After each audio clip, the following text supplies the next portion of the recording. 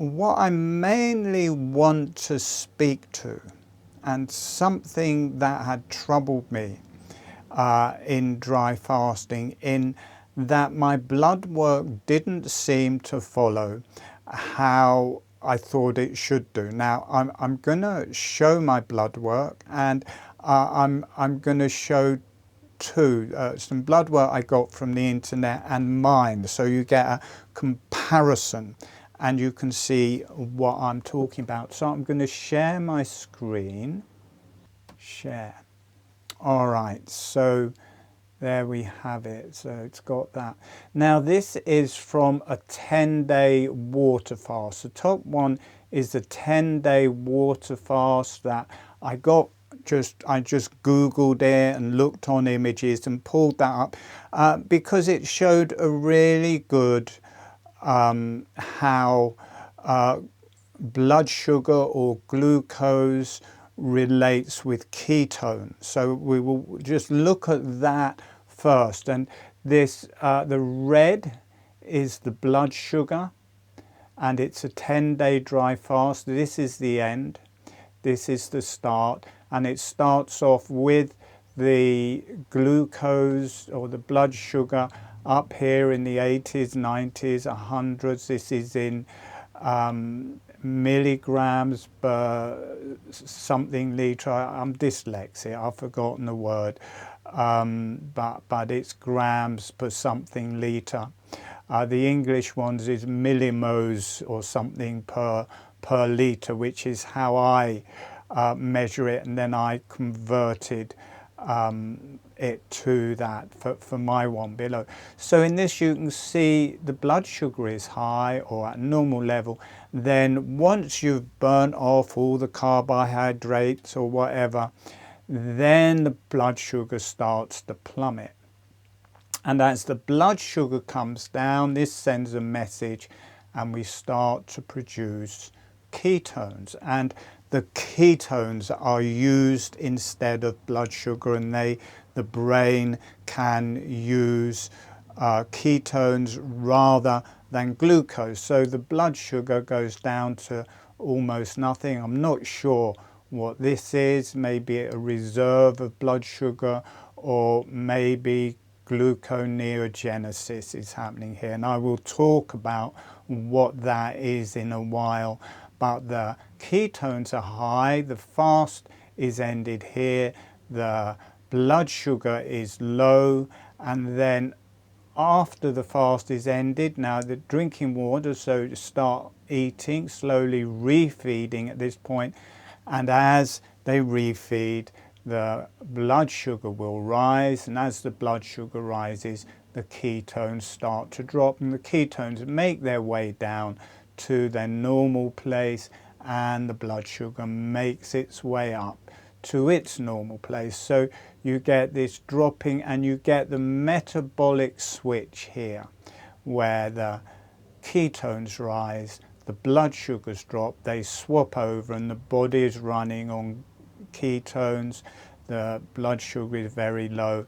And then once you start eating, this is half a day after, the blood sugar starts rising, and that it gives a message to slow down on the ketones, and so they swap over. So you've got a metabolic switch there. Couple of days into the fast, you've got a metabolic switch there. Just after the fast is finished, this is a water fast.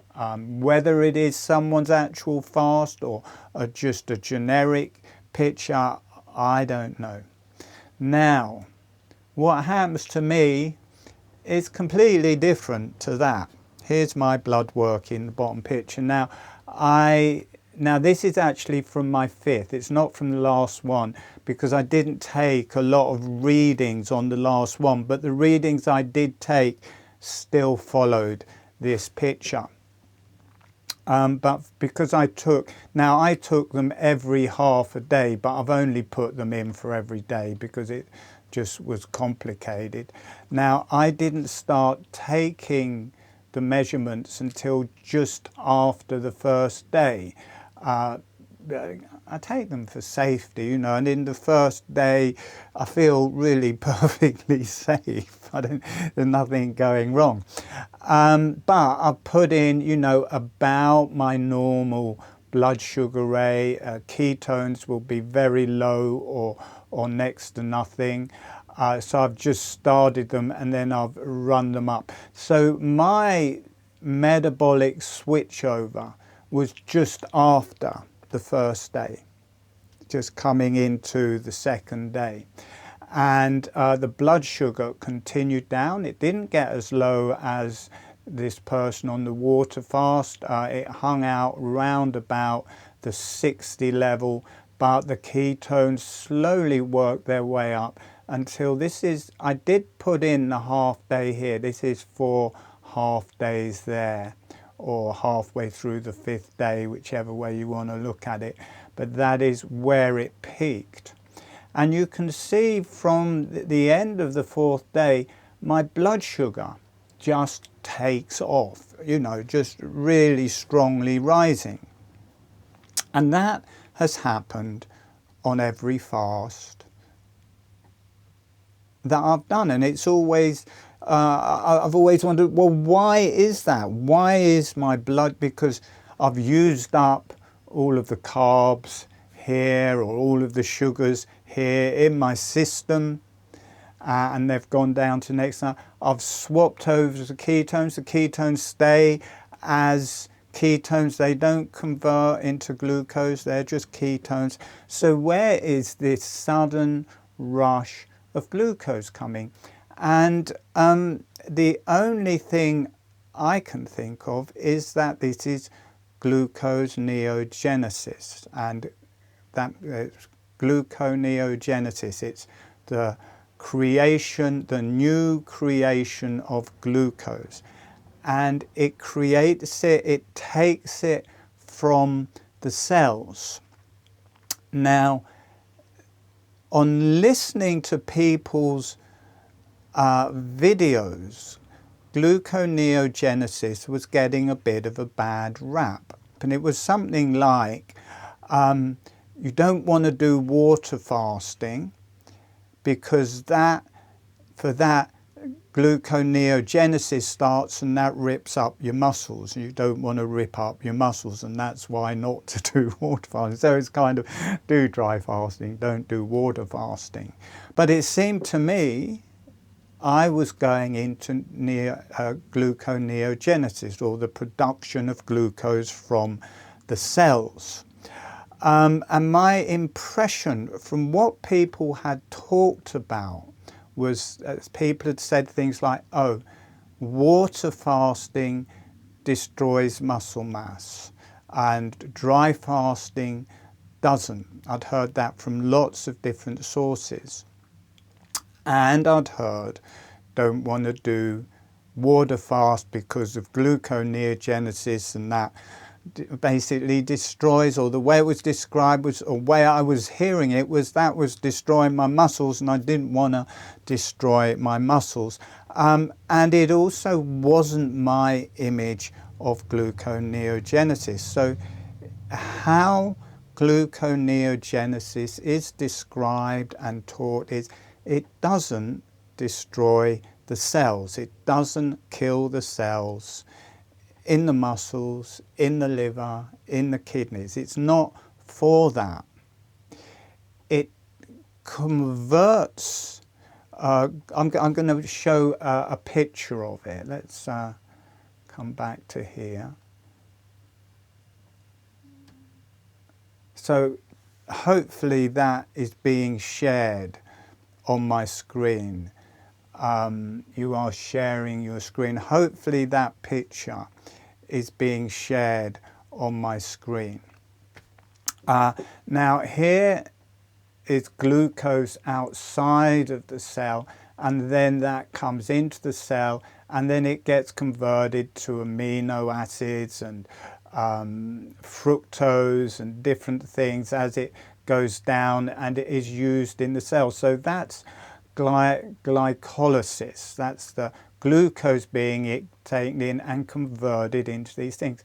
Gluconeogenesis is the reverse. It takes those things, it converts them back to glucose, and that comes out the cell, and then you can use the glucose. As simple as that.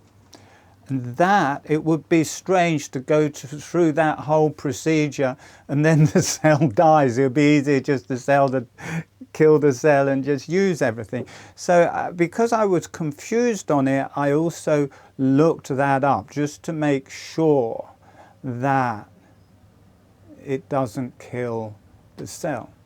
So I'm a bit dyslexic, so I'm going to read this to you. Gluconeogenesis, it may be a bit slow, but I will read.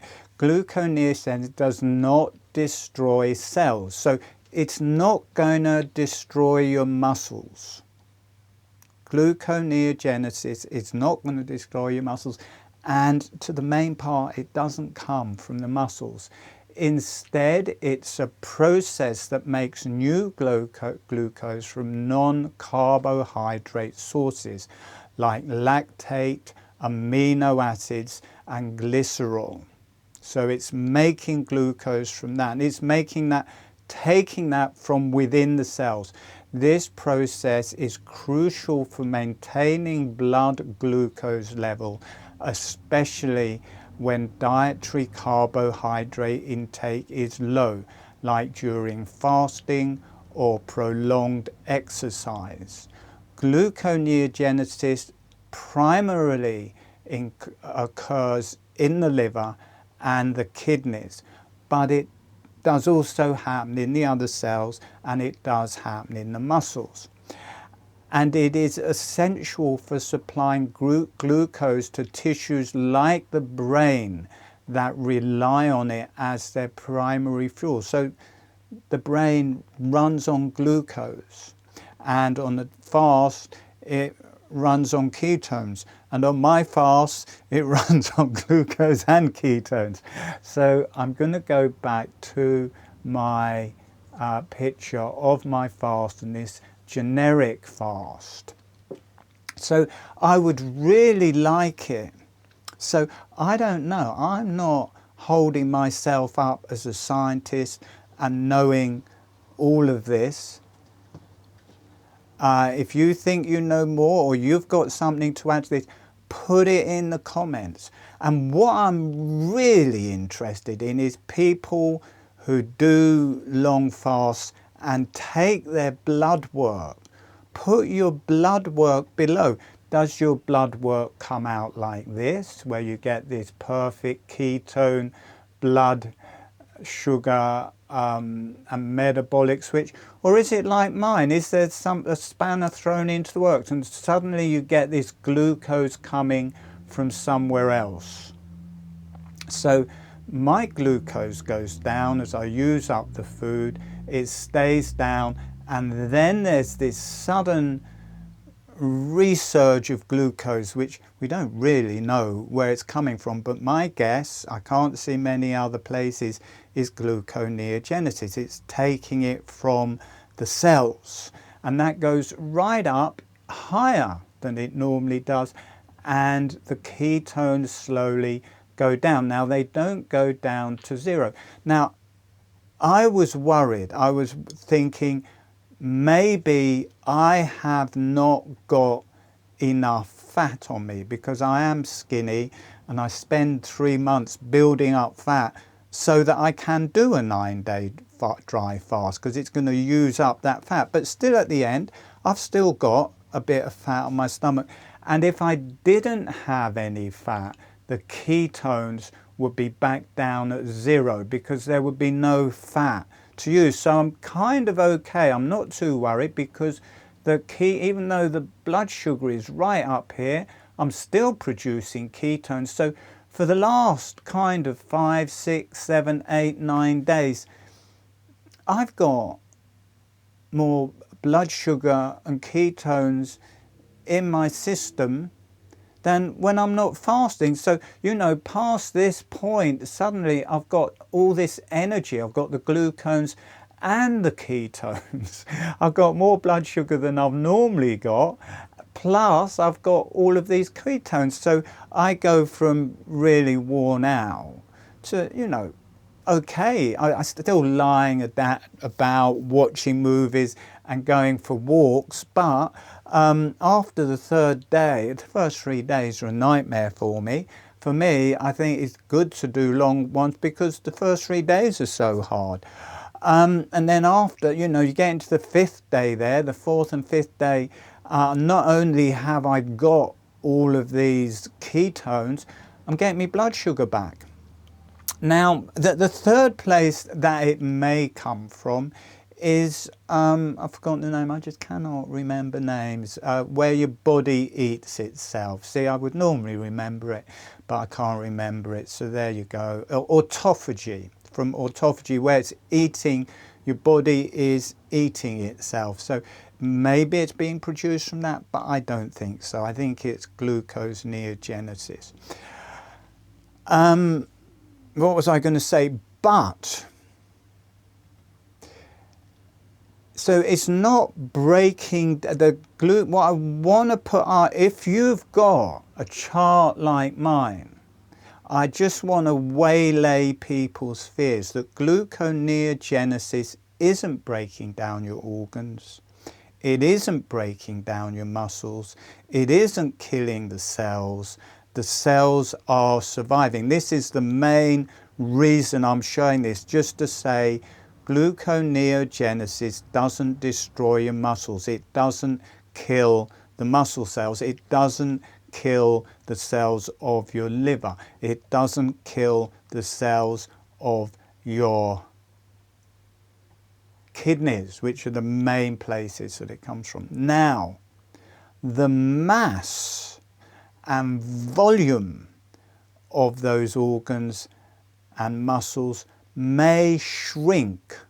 Your muscles, and mine do, get much smaller. They waste away is a bad thing. They get smaller. But the reason isn't that you've got less cells in those muscles. The reason for that is that the fluids, the water has come out of the muscle cells. The toxins have come out of the muscle cells. A lot of the amino acids and different things that are producing the glucose to come out. So its end result is glucose coming out, but that's amino acids, triglycerides, fructose, all sorts of different things. That's converting back into glucose and coming out. So that is weight. The water is weight, the amino acids are weight, the triglycerides, it's all weight. So the mass of the muscles are getting smaller. The number of cells in the muscles stay the same. The important part is that when you are refeeding after your fast, you have good quality nutrition and good quality water. So all of those cells in your muscles, in your liver, in your pancreas, in your wherever, kidneys, they can hydrate with good quality water. They can receive glucose. They can receive amino acids. They can receive all of the nutrition and good nutrition at a speed that is comfortable. So that is why I'm saying it. If you've, and I want to know, if you've got a chart like mine, please say so in the description. And if you've got the wherewithal, put it on a little picture like I have. If you've got a metabolic switch on your dry fast rather than after your dry fast, I would be really interested in knowing. And I think this is useful information for everyone, because I think it's useful, especially if you're doing long fasts, to be able to chart what's happening, and also to look at your blood pressure. You know, when and for me, I started dry fasting and progressed with dry fasting very slowly, just one day or half a day at a time, and letting my body get used to it. Now, in my dry fast here, my ketones are going off very quickly. You know, they're right up here just after the first day. But when I first started, they weren't working at all. My blood sugar would be down here, and my ketones would also be down here. You know, even up to the fourth or fifth day, it would still just be 2, 1, 2, maybe 3. It'd be right around here because my liver wasn't functioning properly. This conversion to ketones wasn't. And I stayed at 4 or 5 days for quite a few fasts because I didn't want to go further without any ketones. And suddenly, on one fast, they just took off. They just started like that. So it was important for me to go slowly and to get my body used to producing ketones. And also, I think this is gluconeogenesis. And I think it's really good to get your body used to gluconeogenesis. Because if you just eat and eat and eat and eat 3 meals a day, you never do it. You never do it. You never do that switch where your body takes the glucose out of the cell. So, and I think it's good to work that your cells completely empty themselves and the cells can take on good nutrition. And I think it's good to do that slowly because this switch probably didn't start properly until later. So, and that all happened in that period where I just stayed at 4 or 5 days for a while, and this switch happened and this switch happened. So you've got that. And my metabolic switch is always about halfway through my fast rather than at the end. And also with my blood pressure, I take blood pressure and I would die in my first 3 days. I'm not showing it here, but my blood pressure is normally like 110/70 or something like that. And in a dry fast, for the first 3 days, it would plummet. And I'd be nearly passing out. It would be almost nearly dangerous because it would be down to like 80s over 50s, some 80 something over 50 something, which is, you know, I did pass out on my first 1.5 one. I was going for a walk and I had to lie down and someone had to save me and give me water. So, and again, that slowly got better until, you know, that stage where I was just doing 4 or 5 days, when at a certain point suddenly it just didn't take that big dip where it went right down. It just stayed round. It went down to the 100 mark or 95, but that was it. It didn't get below that and just stayed pretty good all of the way through. So I really advocate, it's not, dry fasting isn't a sprint. It's not let's do a 9-day dry fast so that we can kill Lyme disease, which is what I wanted it for the after effects of Lyme disease. For me, as far as healing your body, you know, you may want to go off and do it with somebody else who's going to look after you for 9 days. But still, for me, that is a shock on your body. And I think a lot of people aren't making it to that 9-day mark because it's such a shock and such a rush. I mean, most people may, but for me it's much better to take responsibility for yourself. Do your blood work, take your own blood pressure, have an idea of what you're doing, go slowly, build it up slowly. You still might want to go and be with a doctor or somebody to do a 9-day fast, so there's someone watching over you, but you can build up much more slower. And I didn't have to do any of the liver flushes or intestinal flushes because I wasn't doing it quickly, and the dry fast just cleared that. It cleared my intestine, it cleared the liver, it cleared the kidneys just bit by bit, and the fasts were close enough together that I could slowly progress. I did 1 day, wait a week, 1.5 days, wait a week and a half, 2 days, wait 2 weeks, and I just carried on like that. However many days it was, that's how many weeks I left between it, until I got to 9 days, and then I just left 3 months. So there it is. If you're enjoying this video and you're finding it useful, please like it and mention it in the comments. If you have a similar thing with your blood work, please mention it. Leave charts in the comments of what your blood work looks like. So this can be a resource for people so they can put their own blood work on this, and everybody can look and say, oh look, that happens to that person as well. Or you won't be like me thinking, well, what's happening here? Why is my blood sugar suddenly taking off and my ketones going down, and thinking, I haven't got enough fat on me, I'm going to die because there's not enough ketones, you know? But actually, I still did have fat at the end of the 9 days. The ketones hadn't gone down to nothing. Plus, I didn't really need the ketones because I had all of that glucose, which was keeping my brain alive.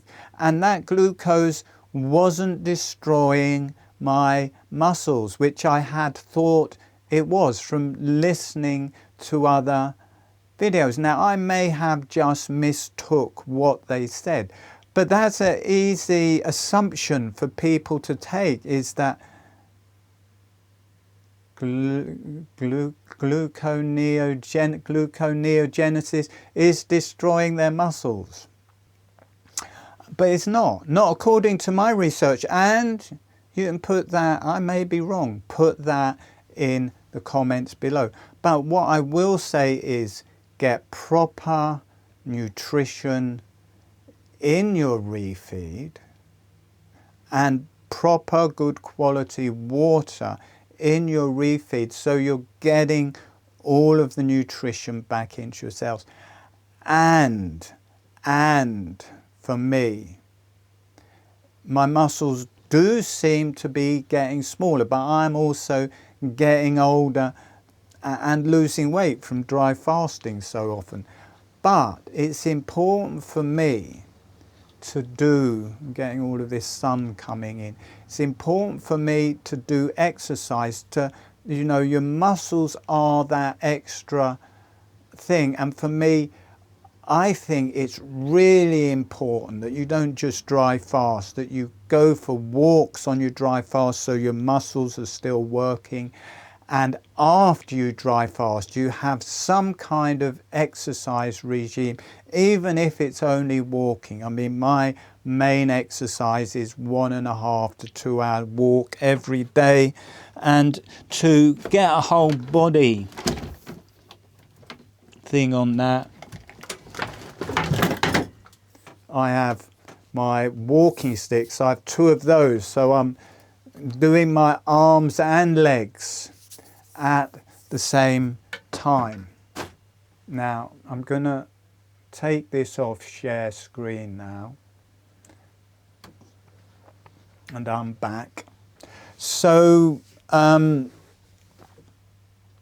going to talk, I will give a separate video about refeeding, but I get so many people asking, saying, do a refeed, do a refeed. So on the refeed of my last 2 dry fasts, a 5-day, and my 5th and 6th 9-day dry fast, so long 2 last. Well, I've done a 5-day since my last, because I got a flu bug, so I did a 5-day one to try and get rid of that. But for my last, well, for all of them, the last 3 dry, and I hadn't done it before. I started with a little bit of fruit. I drank water for 5 or 6 hours, and then over 3 hours with the water, I had an orange. So I had a couple of bits of orange every hour, and I included vitamin C, just diluted in the water, a food-based vitamin C, because I'd heard from somewhere you are so low in vitamin C, it's good to get vitamin C back into your body. But I'm not going to do that again, because the vitamin C was irritating my stomach, even though it was a very light one, very alkaline one from food. That was still irritating my stomach. And I don't think fruit, I'm going to take fruit completely out of my diet. I've been having an orange and berries in very early in the morning, so it's away from everything else. But I think I just get candida and upset stomachs from any fruit, so I'm taking that out, and it irritates my stomach a bit, that fruit at the beginning. So for the last 3, I have tried fruit very slowly, just one orange with warm water and a bit of it, but I'm taking that out. The main thing that my body loves, and that is easy to digest, is full of, I want oils, short chain oils, omega-3 oils, because we become so used to converting fat to ketones, and for me, gluconeogenesis, using glucose. So you get your body using your fat, so it gets used to converting fat, and so it's used to and so I have it every day, but I have a blend. First thing is a blend, and it's so for my refeed. The first blend I have is nearly all water, it's milk, and it's flaxseed and chia seed. Now all of these are soaked for 8 hours, so they're germinating. So it's chia seeds and flax seeds for the omega oils and fats for your body. Buckwheat is incredible. Soaked buckwheat. I think the Russian doctor, I can never pronounce his name, he had cooked buckwheat, I think on the second day. Raw buckwheat, germinated. It's got protein in it, it's full of amino acids, what a lot of food-based, plant-based people can be if they're not getting enough pulses. If I am plant-based, whole food, organic, plant-based diet, and I do have plenty of pulses and lentils, so I'm probably not short in leucine and lysine or whatever they're called, but buckwheat is full of them. It's a powerhouse of that. It's got a lot of protein, it's got all of the amino acids. What's the other one that people miss? It's got another one that you get from eggs or something. It's just full of it, where the Russian doctor gives people raw eggs. Choline, it's full of choline, masses of choline in buckwheat, plus all the amino acids. And it's 15% protein, so it's got, you've got your oils, and you're getting those amino acids. To get those amino acids back into your muscles and things, so there's that. And quinoa, I know I pronounce it wrong, they're the same. They're not like your normal grains. They're made up differently. They're both very high in protein, they're full of amino acids, they're full of nutrition, both of them. Or I know more so with the buckwheat. It hasn't got a lot of vitamin C in it as just a seed, but if it's germinated or germinating, if you soak, it is full of vitamin C. So you're getting loads of vitamin C from that, and also from the quinoa. So I have on my first milk. It's not really food, it's milk, it's mainly water. Chia seeds, flax seeds, all soaked, all germinating, buckwheat, and quinoa and oat groats. Now, you can't get the oat groats to germinate, but they're full of goodness, they're full of protein, they're full of glucose, and they, for me, the oats really settle my stomach. My body really likes them, so I include those. Now, as a daily blend to start the day, that also includes, I have walnuts, I have another, whatever the round ones are. They're very expensive. There's a round one that's full of nutrition, and I have one Brazil nut that does all of your selenium.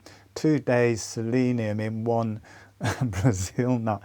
So, and I also have a certain amount of black sesame seed, not on the first day, but later. It used to be mainly black sesame, which is, you get all of your calcium from the black sesame. It's got 20 times as much calcium as white sesame, which is high in calcium. But black sesame, just literally full of it. It is half good fatty acids, it's half omega-3s, it's half oil sesame seeds. But I was having so much of it, I became sensitive, so I can't have so much of it. I think it's a bit harder on the body, so it's definitely not included. But that first blend is full of everything I need. Later in the day, if my body can take it, I'll have a small bit of avocado, which is, again, gives me all of those oils and fats that my body has been used to converting. So it has that. I also have a small blend, which again is nearly all water. Half a carrot, a bit of celery, a bit more, because my body enjoys it, cucumber. I used to have a bit of homemade sauerkraut for the probiotics in that. I have miso in it, which starts adding a bit of salt, but is also probiotics and B vitamins, and also a couple of black olives without the pips. It's a blend, and they have probiotics and also fat in them, which my body wants. I include vitamins from the very beginning. In that first blend, I have half my vitamins, and then in the blend and the stew at the end of the day, I take the other half of my vitamins, and it has all of the electrolytes and everything in those vitamins, plenty of vitamin C, vitamin B.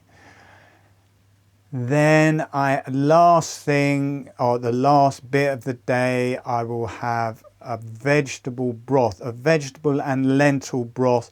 It has sweet potatoes in it, so that you get all of that glucose. It has red lentils, which will dissolve into the juice, so I'm getting protein from those. I'll have green lentils. I'm not really eating those, but as the nourishment. So being careful not to have too much, and it's mainly water. That is my first day. It's mainly water. And for whatever your diet is, now my diet is whole food, plant-based. Whatever diet you're on, to go back to that slowly with lots of water is what I would do, but it's not a recommendation. It's just, for me, can't give people advice, but that's what I would do. And then that slowly builds up. The milk gets more in it till it becomes a nice blend. The vegetable blend will get more in it. I will eat a whole avocado. I will start eating the vegetables and the lentils in my vegetable stew as my body becomes used to it. And normally after the third day, I'm back on my normal diet. That is my normal diet. Those meals are my normal diet. I'll have a salad included in that.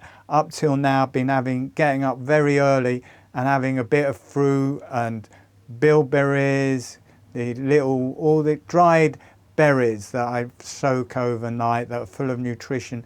But I'm going to stop that because I'm just not getting proper sleep. And for the vitamin C, I think I get it in vegetables. So I don't want anything sweet in my diet. So that is my diet.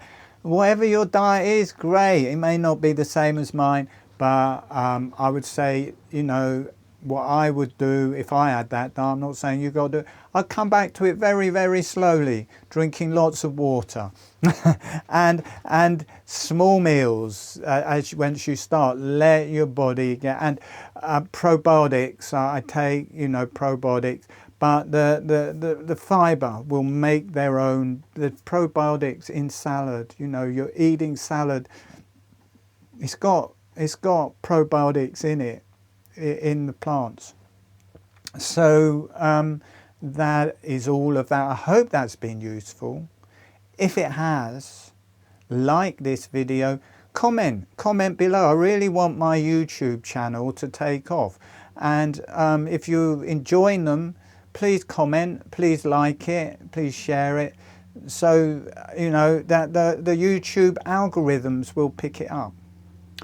I'm getting worn out, but this has been long, and I'm a bit under the weather, to be honest, but it's good to do this.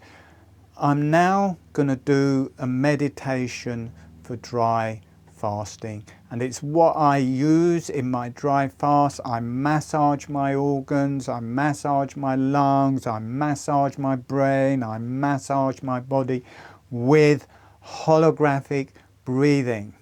And I am the man. I founded holographic breathing. I channeled it about 20 years ago. I want holographic breathing to go out to every single person on earth free of charge from this video or the videos I do, so at least people can learn it. If you enjoy holographic breathing, if you have found it useful, if you learn it on this video and you think, wow, that was good, don't be measly. Be generous. All you have to do is click your finger on the like button. Write a comment below. Oh, wow, I tried that. That was useful.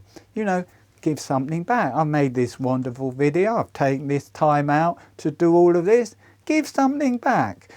Be benevolent. Be fruit. Whatever. You know, all you have to do, like it. Write a comment below. And that'll be useful for other people. That will help me back. That will help my channel. I can't tell you how much people liking this video and commenting on this video will help this video go out to lots of people. I think there's good advice for people on dry fast in this video. Definitely put your blood work or comment about blood work. Or if I've got it wrong about muscle loss, because it says, see, you've got to make a distinction. Muscle loss doesn't mean the muscle cells have died, or losing muscle mass doesn't mean that the muscle cells have died. They've just got a bit thinner. They're also on a fast. You eat and you drink and you exercise and they fill out again. So it's easy to think muscle loss is muscle death. In the case of gluconeogenesis, it is not muscle death, but I might have that wrong. Write in the comments below. If you're a nurse, if you're a doctor, if you're a scientist, if you've read research, write it in the comments below. If there are ways other than gluconeogenesis, how your muscle cells are going to die, write it in the comments. I'm not saying I'm God or I know more than other people. You may know more than me. Even if you don't, your comment is useful. If you've fasted, your comment below is useful. Right, I'm now going to teach you holographic breathing. If you do this, if you learn this, if you practice it, it will change your life. Maybe not for the better. You may go mad like me. But I can tell you, it's fantastic for dry fasting. It's fantastic for anything. It's fantastic for water fasting. Do it, practice it, enjoy it. Right, I'm going to stop pushing people to do things now. I'm sorry, but I'm just getting on a soapbox. All right, holographic breathing. The lips are relaxed and closed. The upper surface of the tongue is on the roof of the mouth. I'm going to describe it. I'm going to demonstrate it. You don't have to remember that because in the meditation I'll be talking you through it step by step. But I'm going to prep you by describing it and demonstrating it. The lips are relaxed and closed. The upper surface of the tongue is on the roof mouth. The breath is through the nose, and with the lips still closed, on the in-breath, the jaw gently opens. With the lips still closed, on the out-breath, the jaw gently closes. So you get this gentle motion of the jaw with the breath, and the lips stay closed. It's not an exercise. It is a new modality in breathwork. It is natural. We'll teach it in the meditation. There's a point where there's an activation and it just synchronizes with your normal breathing, becomes a new modality in breathwork. This is the only new original breathwork for 5,000 years. Try it and enjoy it. If you think I'm wrong, comment in the description below. It's not new, it's not original. Whatever you want to say, put it below. But I've never known anyone teach it other than myself. And all the people who do it that I know of have come from me. And from 20 years of teaching it, I haven't found a single person who are genuinely doing this before. I've had people who've learnt it from me, and it is so natural. People think, oh, I might have been doing this before, but they can't, you know, it feels natural. It feels like you've done it before. Anyway, I'm going to stop talking about that as well. Now I'm going to demonstrate it. I'm on a soapbox today. My God, just don't bother with what I'm saying, but learn holographic breathing. I'm going to demonstrate it. Now, you might not see my jaw movement because it's small, half a finger width, but you will see that my lips are closed. You will see that it is relaxing, hopefully. All right, here goes.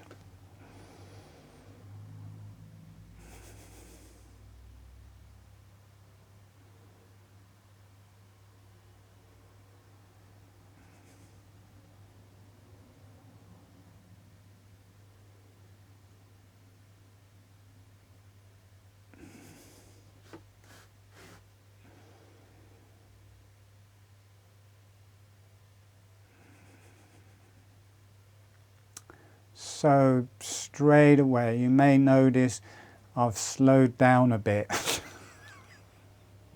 Yeah, I've slowed down a bit. Good, I should have tried that earlier, then maybe I wouldn't have gone off like that.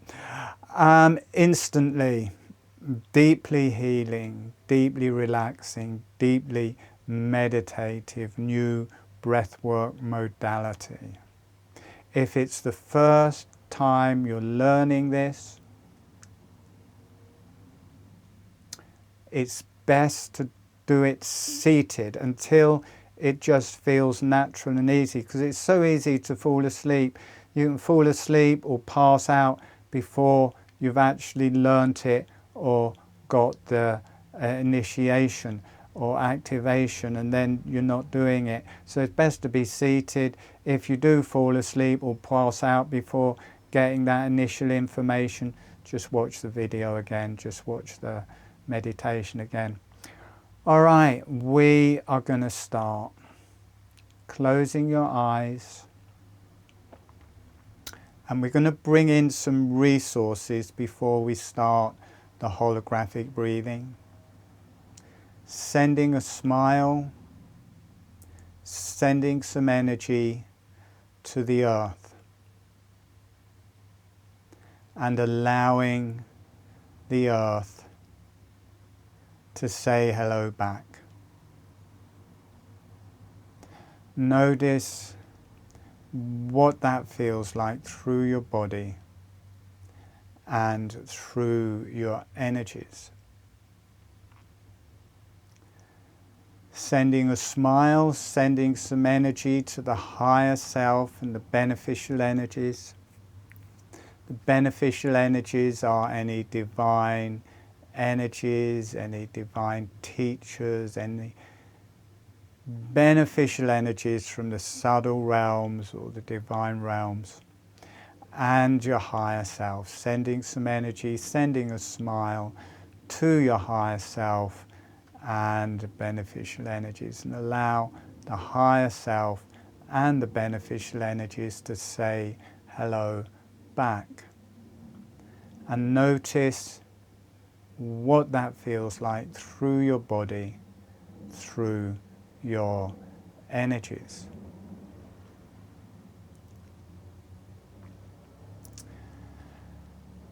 And asking the higher self beneficial energies to be with you, the earth, the higher self, and the beneficial energies to be with you through the whole meditation as your resource, as your healing energy. So we are now going to start with the holographic breathing. Your lips are relaxed and closed. The upper surface of your tongue is on the roof of the mouth. The tip of the tongue is close to or touching the front teeth. And as much of the tongue is on the roof of the mouth as feels comfortable. So it may be half an inch, maybe a whole inch, maybe the whole tongue is on the roof of the mouth, but it must be comfortable. And with the lips closed, just gently start opening and closing the jaw. It can feel like chewing. It doesn't have to be slow. You just need to get the experience that you can open the jaw, small motion, not big, just half a finger width. Open and close the jaw and keep the lips closed. You just need to get that experience. Now, slowing that motion down, we're going to start from the movement of the jaw, then we're going to do different things. Slowing that motion down so it's opening and closing slowly. Then when you feel ready, as the jaw is relaxing open, letting the breath come in through the nose. And as the jaw is gently closing, letting the breath leave through the nose.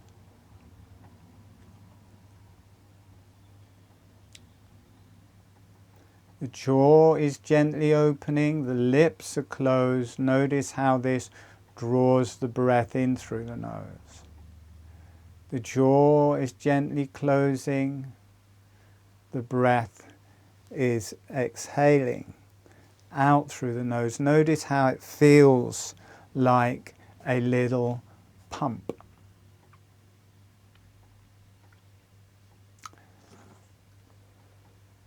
The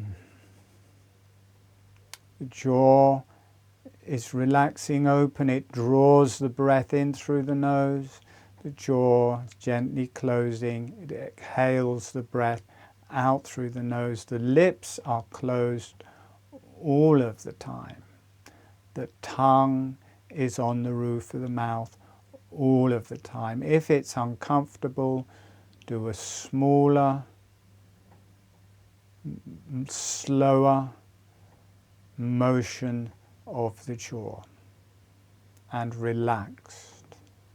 Slower, more relaxed, smaller motion of the jaw.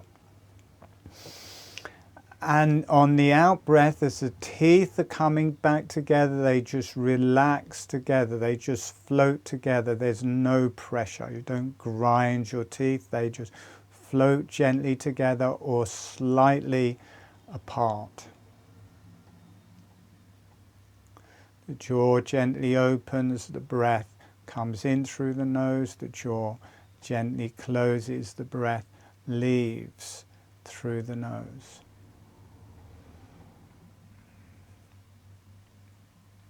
Now we're going to change the gestalt. Rather than the jaw moving the breath, we're going to have the breath moving the jaw. As you breathe in through your nose, the jaw relaxes open. As you breathe out through your nose, the jaw relaxes closed. Notice how everything gets much more gentle, much softer, much easier.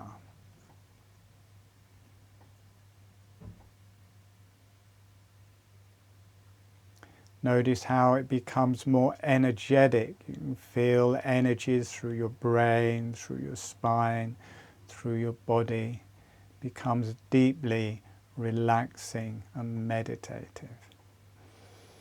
Now we're going to integrate it through your body. Breathing in, the chest is opening, the jaw follows.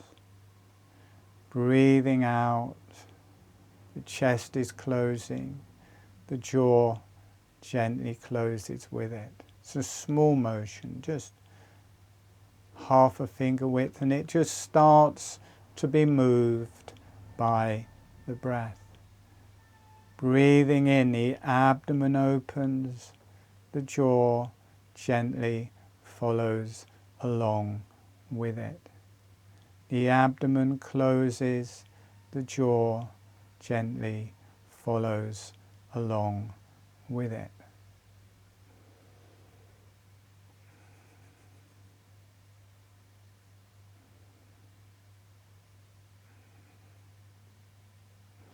Notice you can breathe right down into your pelvis.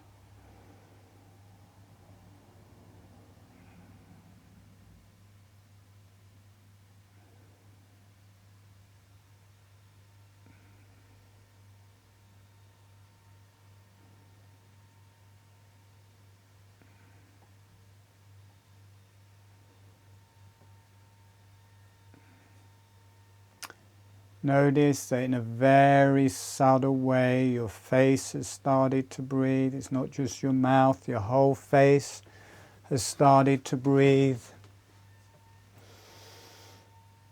Your cranium has started to breathe, your brain has started to breathe, your arms, legs, hands and feet have started to breathe. Your whole body has started to breathe. Every cell has started to breathe.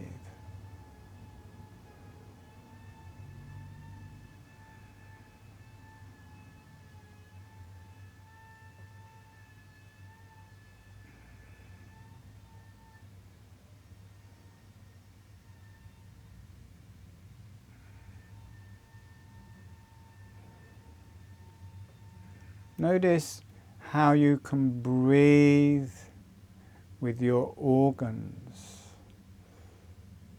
How you can breathe with your digestive tract. You can massage your organs, you can massage your digestive tract.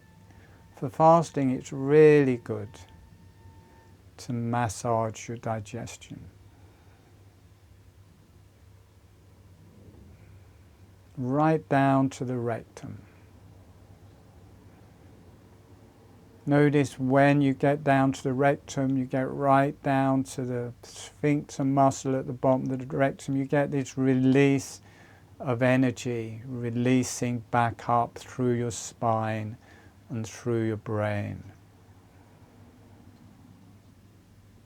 So massaging the organs, massaging your digestion. Go right down into your genitalia, into your perineum, into your rectum, into the pelvic floor.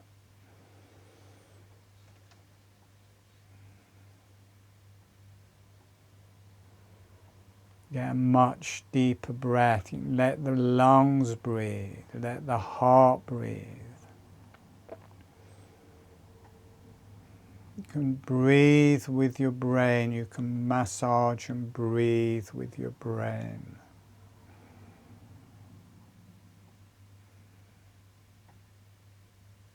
So if you're fasting, be it dry fasting or water fasting, good to massage your organs, massage your brain, let everything eliminate. Or if you're not, it's still good to massage everything, let the cells breathe, especially the brain cells. They're floating in water, breathing with the brain cells. Breathing with your throat and your neck. Breathing with the muscles, all of the muscles through the body. Opening on the in-breath, closing on the out-breath. Expanding on the in-breath to the sides, contracting medially on the out-breath.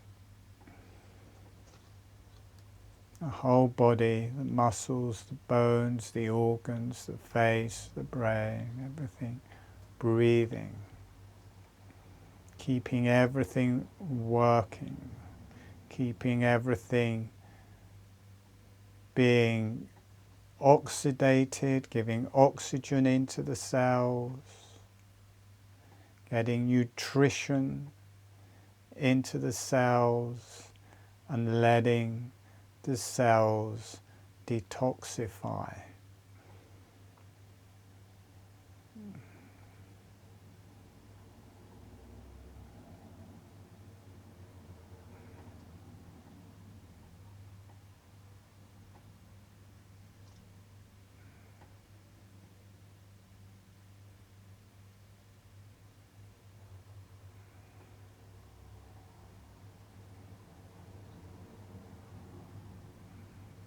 Breathing with the cells of the body, not just getting nutrition from the circulation and the food and the glucose and all of the different things, the cells becoming nurtured by the breath. The cells are breathing. There's a breathing motion to every cell.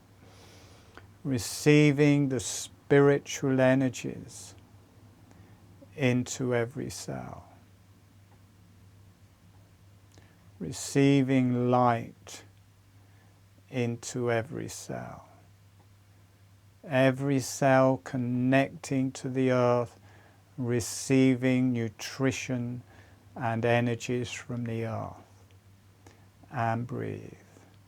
Letting every cell be nurtured spiritually, energetically, physically, with light, with oxygen, with nutrition, with spiritual energies, with earth energies, with light energies, and breathe.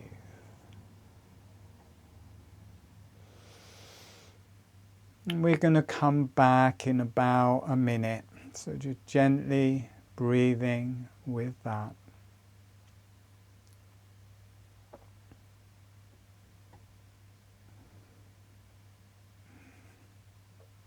And sending a thank you to the earth, sending a thank you to the higher self and beneficial energies. Thanking yourself, letting the energies go to the earth for love and healing, letting the energies go back to the earth for love and healing, to go back to the higher self and beneficial energies for love and healing, and allowing yourself to be loved and healed. And when you feel ready, gently allowing yourself to come back.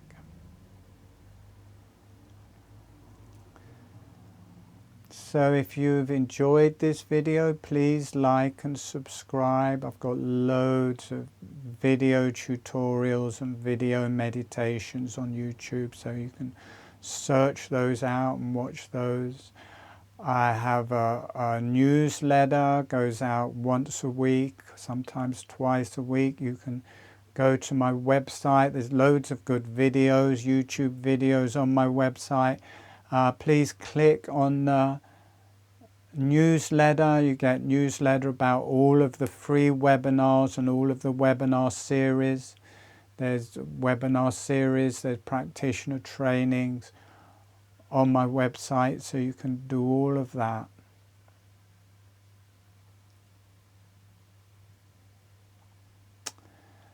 And any of the information that you agree with or don't agree with, please comment in the comments so that I know that, you know, people can read your comment and get the advice from your comment. If you do your own blood work, please put that. Let's see what people's blood work looks like so everybody can gain knowledge from it. Anyway, you enjoy the rest of your day. Come and do more video tutorials and meditations with me. Let your friends know about it and just continue. All right. See you around.